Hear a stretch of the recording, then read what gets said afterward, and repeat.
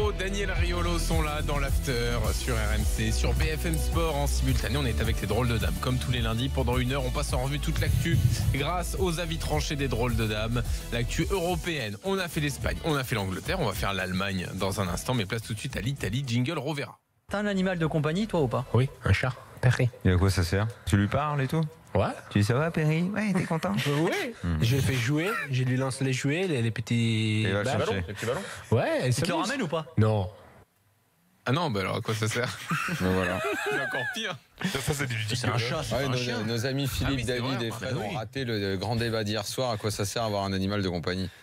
Oui, je l'ai raté aussi, oui. Mais... Je l'écoutais, Ça moi, j'étais fait en du voiture. bien au cœur, ça J'ai fait pas du bien manqué de à l'âme. Ouais. Qu'est-ce que tu dis, David? Non, je disais, j'étais en voiture, j'ai pas manqué une miette. Je vous ai Ah écouté oui, hier oui. soir, c'était passionnant. Ouais. Attends, faut que j'écoute le Non, podcast. mais à quoi ça parce que- sert? Pour Daniel, ça sert à rien. Mais c'est comme tes enfants, Daniel, à quoi ils servent? Ah non, tu C'est peux pas pareil. comparer le Ah, chat lui, et il est les bon, lui, enfants à quand la même. comparaison. Alors là, lui, il s'est s'enfoncer dans la connerie ce soir. alors là. Le soleil en Espagne, Ah, il a la décroché le grisaille, le pompon, Manchester, ouais. ok, ça passe, mais. Alors toi, t'es le ballon dans le manège, toi. Tu vois le truc qui pend là, le truc complètement con que les mômes essayent d'attraper. Ça, c'est Jean-Louis Tour, ça. Le pompon. Le pompon, là, voilà. T'avais un tour Mais gratuit. non, mais... Oh mon Dieu, ce qu'on vient d'entendre. Pour quelqu'un qui n'a pas d'enfant, Mais voilà, l'animal c'est de ça que je voulais compagnie. dire.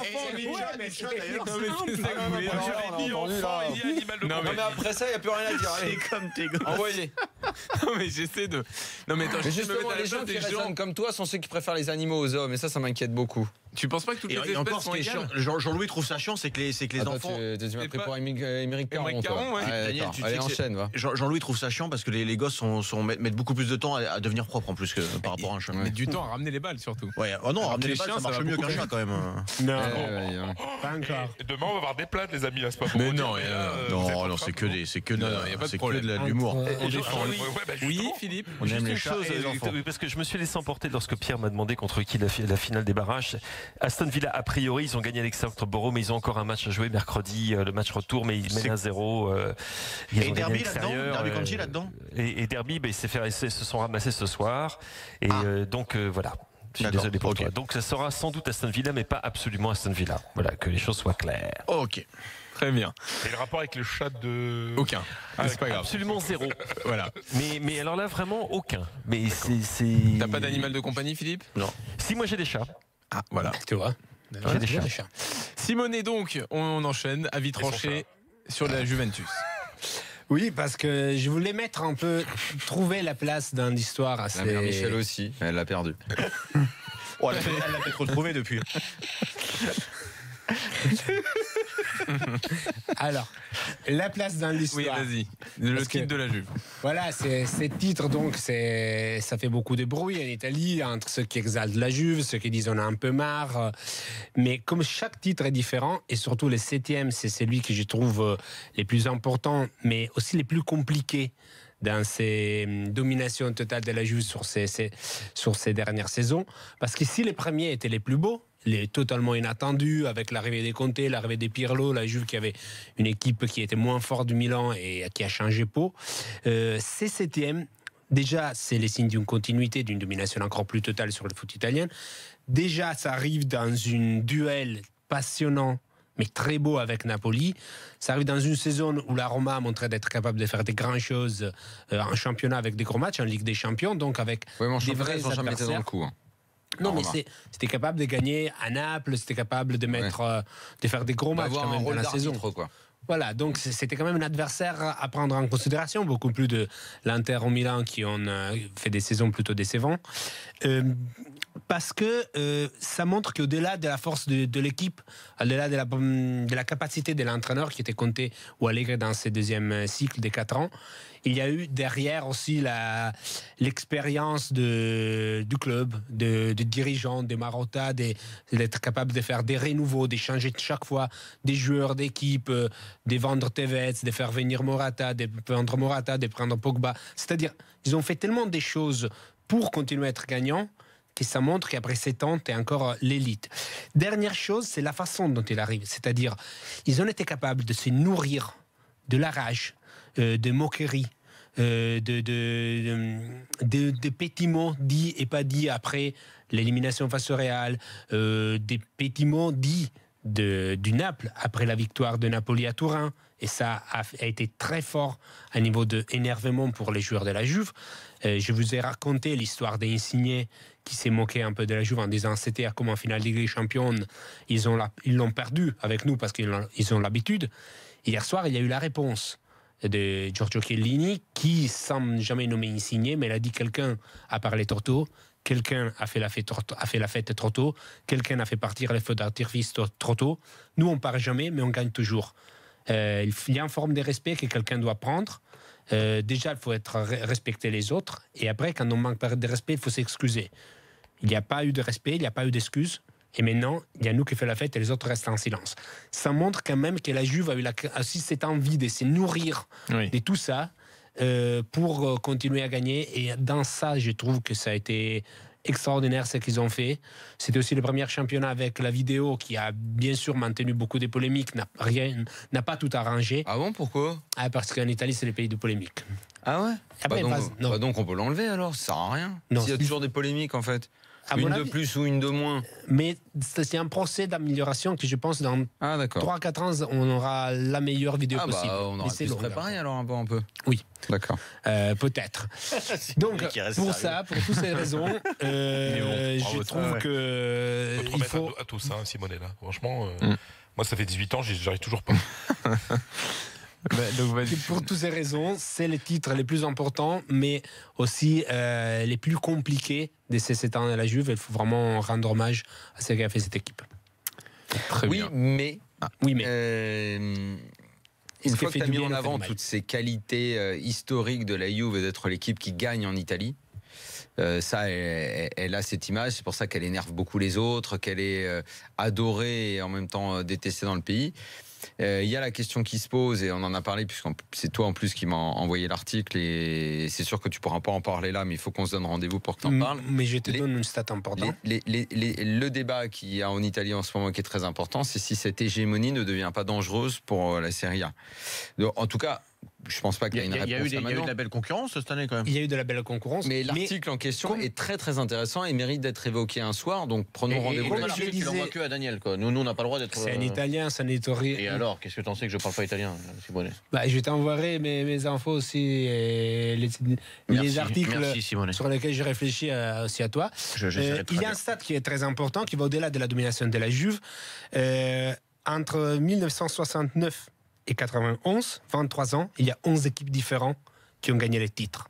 À partir de 92, c'est-à-dire sur les 23 derniers championnats, 21 fois, il y a les 3 mêmes équipes qui ont gagné. Inter, Milan et Juve.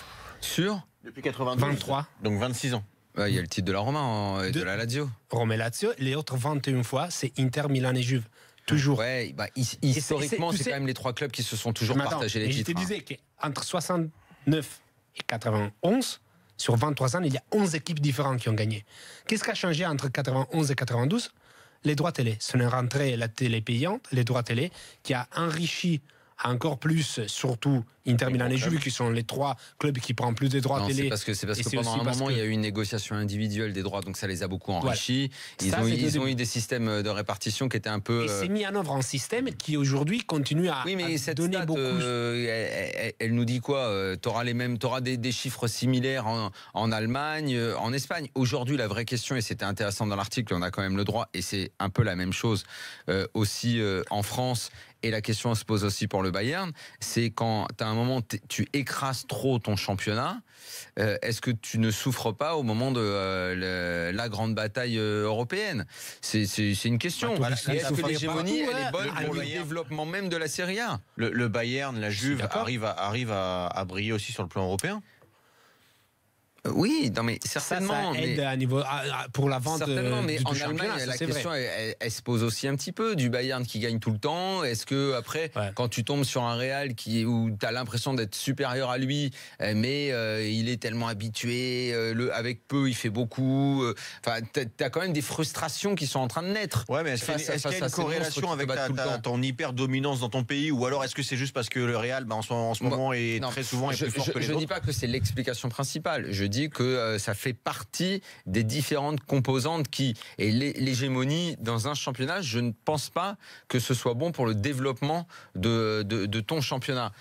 Quand on dit que le PSG, c'est bien quand il recrute des stars et tout. Mais après, tu peux pas la bloquer. Oui, c'est une très bonne chose, à condition Que ça suive un peu derrière. que ça suive, que ça augmente, et ça va le faire, les droits télé pour tout le monde, que ça permette aux autres équipes, comme l'OM cette année, par exemple, de briller en Coupe d'Europe. Il faut qu'on ça avance. resserre l'élite. Oui, Il faut En qu'on Italie, avance. moi, de l'extérieur comme ça en Italie, j'avais l'impression que c'était un peu le cas cette année, oui, justement. oui, non, mais je ne dis Alors, pas que ça n'est pas le cas. Simonet. Je dis qu'il y a des mecs qui ont posé la question et que ça mérite débat. Je ne dis pas que je suis d'accord avec tout mérite ce qu'il y a dans débat. l'article. On Je dis prendra juste que du la temps. question mérite d'être abordée. On prendra du temps pour aborder cette question. Simonet, en 1 minute, 2 actus fortes. Donc le départ de Sarri, qui se dessine de plus en plus de Naples, et l'officialisation de Mancini. Voilà, Mancini a été officialisé ce soir. Je m'attendais à demain, mais on a avancé bien les choses. Comme Donc, sélectionneur de l'Italie. Ils t'ont pas c'est prévenu, nouveau en fait. sélectionneur de l'Italie. C'était un peu attendu. C'est l'entraîneur qui a plus voulu être nommé sélectionneur. Et donc, c'est sa volonté qui a pesé beaucoup dans les choix de la fédération. Et on trouve chaque jour, il y a des nouvelles petites déclarations de Laurentiis et de Sarri qui font comprendre que c'est vraiment la fin du mariage. Et apparemment, les contacts entre Ancelotti et De Laurentiis sont très fréquents. Et Ancelotti aurait donné effectivement sa disponibilité, ça manque un accord économique et ça manque l'officialisation du départ de Sarri. Mais aujourd'hui, Ancelotti est beaucoup plus proche à Napoli qu'à n'importe quelle équipe en Europe. Très bien, voilà pour l'Italie. Bonne nouvelle.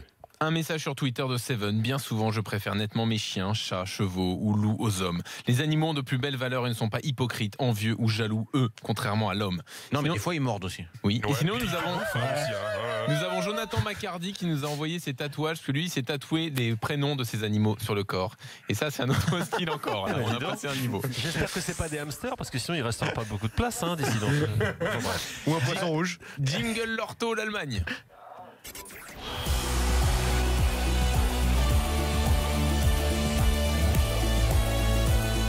En quoi la relégation d'Hambourg est donc historique, David? Quel grand film, quand même, ça. Effectivement, on est obligé d'en passer par là ce soir. On aurait pu parler de la belle saison d'Offenheim, par exemple, qui est la belle surprise de la saison de Bundesliga. On aurait pu parler de Fribourg, qui s'est brillamment maintenu malgré le départ de ses 2 meilleurs joueurs, et d'autres encore, comme Schalke, qui est 2e de cette Bundesliga 2017-2018. Mais évidemment, 55 ans après la création À force de la de tourner autour du Bundesliga, pot, David, c'est tombé. On est tombé dans le pot.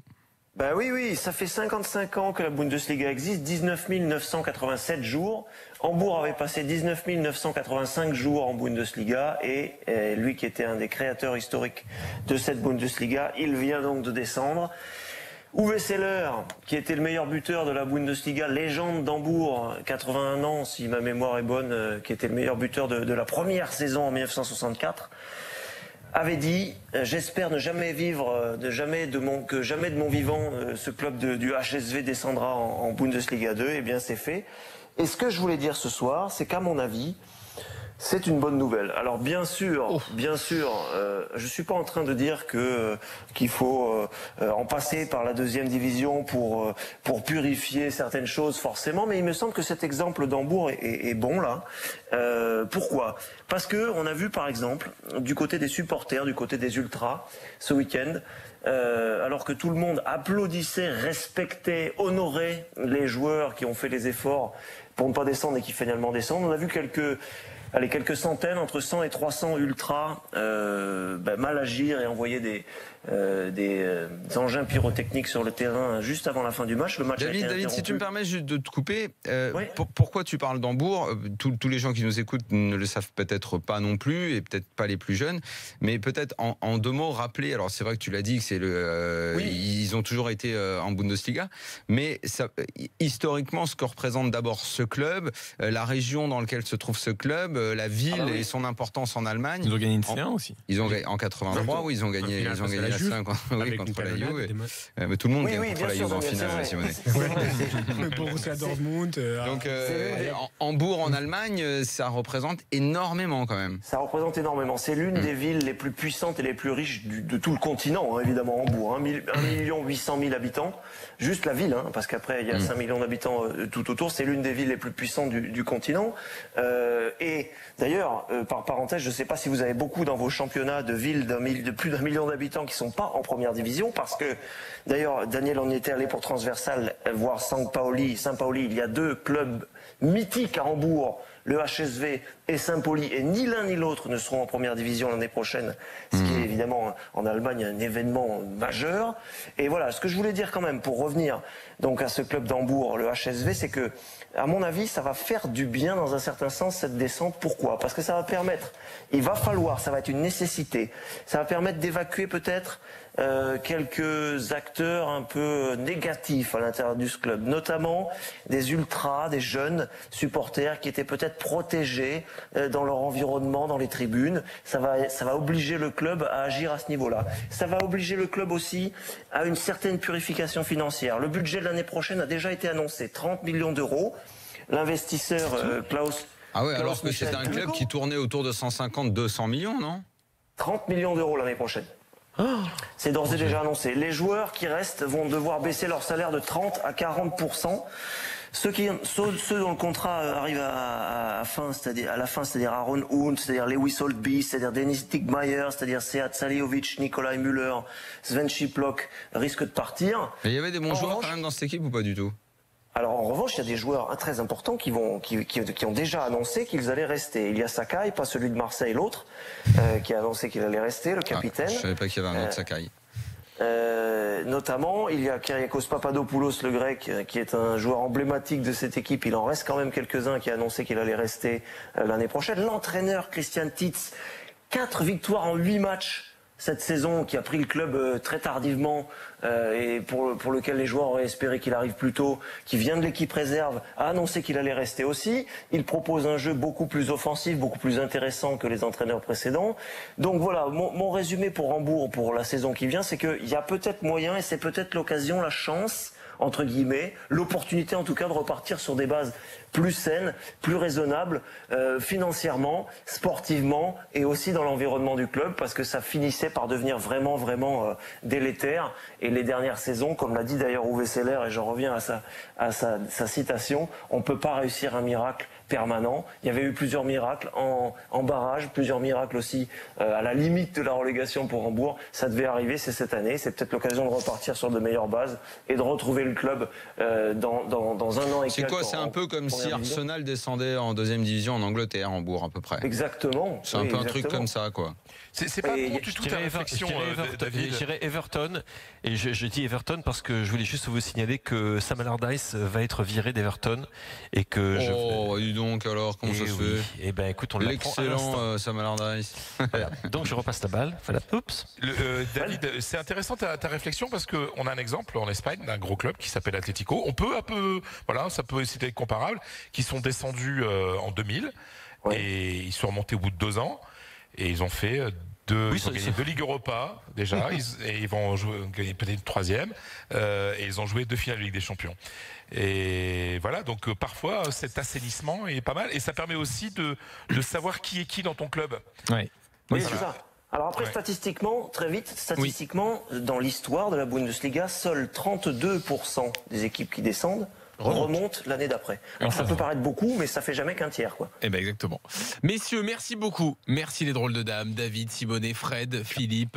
Merci Pierre, merci Daniel. Merci Juste à toi, avant de vous Jean-Louis. laisser, je vous rappelle qu'en ce moment, il y a une grande opération qui est lancée, notamment grâce à l'After et sur le compte d'RMC, pour devenir l'Instagrammeur RMC pendant la Coupe du Monde. Je croyais que c'était pour adopter des animaux. Non, c'est Moi, je pas crois que ça. c'était pour avoir des places pour la finale de l'Europa Si League. vous êtes branché réseaux sociaux Instagram, allez vous inscrire sur le hashtag Job de rêve RMC.